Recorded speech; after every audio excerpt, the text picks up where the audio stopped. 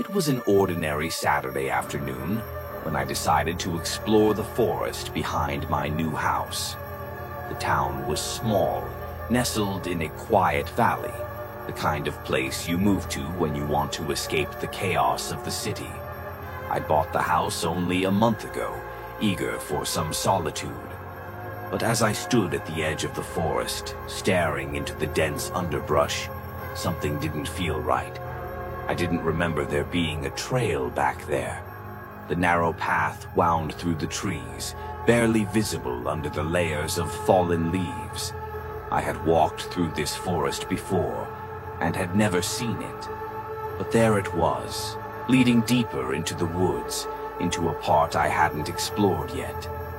Curiosity got the better of me.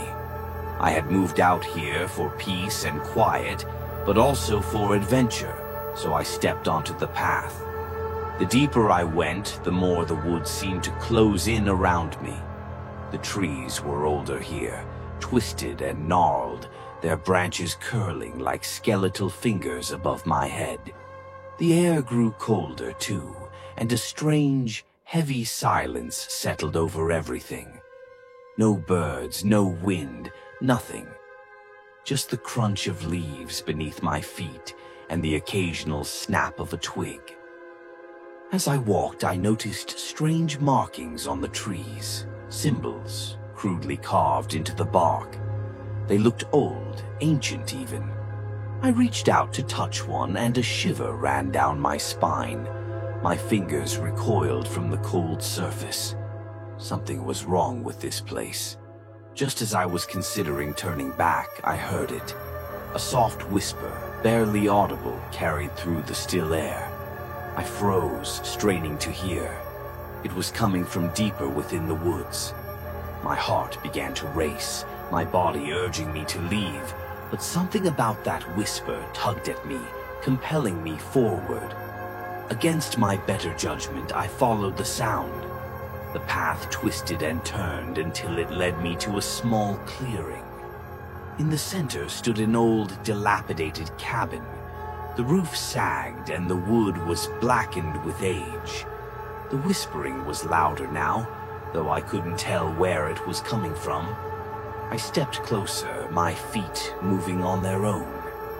As I reached the porch, the door creaked open slightly, as if inviting me in. I didn't want to go inside. Every instinct screamed at me to run, but I couldn't. Something was drawing me toward that door. My heart pounded in my ears as I stepped over the threshold. The inside of the cabin was worse than I imagined. The air was thick with dust and the floor was covered in grime. But what immediately caught my eye was a table in the center of the room.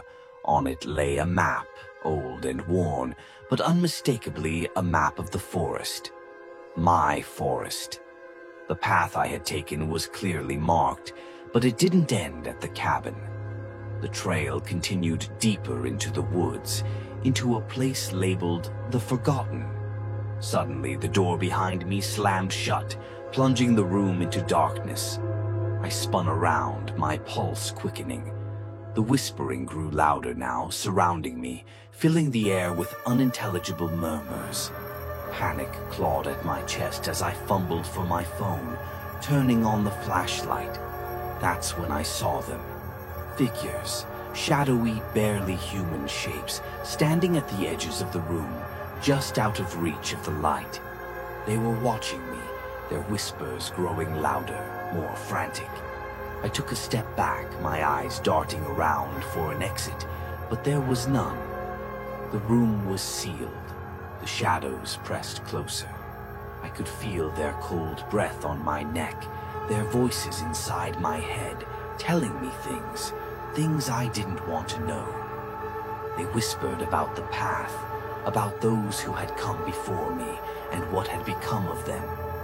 My heart raced as their voices melded into a single chilling sentence. You shouldn't have come. Without thinking, I bolted for the door.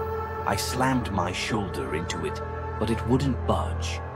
The shadows were closing in now, their whispers turning into screams, deafening in their intensity. My vision blurred and the room seemed to spin. I was trapped.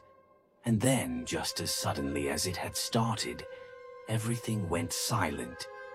The door creaked open again, and I stumbled out into the clearing, gasping for air.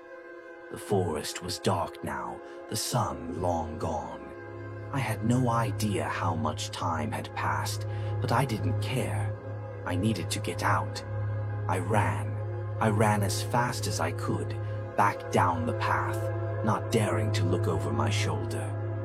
The trees seemed to bend and twist, trying to block my escape, but I didn't stop. The whispering started again, faint at first, but growing louder, following me as I fled. Just as I reached the edge of the forest, I heard one last whisper, clear as day. You will return.